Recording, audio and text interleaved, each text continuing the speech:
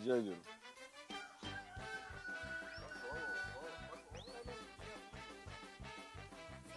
Evimiz doğal ortamında yağmur suyuyla yeşermiş mi diyeceğim. Ne diyeceğim ama. Böyle bakın 6 ayda bu hale gelmiş. Bunu 3 ay daha sulayayım. Triplex olur mu diyeyim. Ne diyeyim ben buna?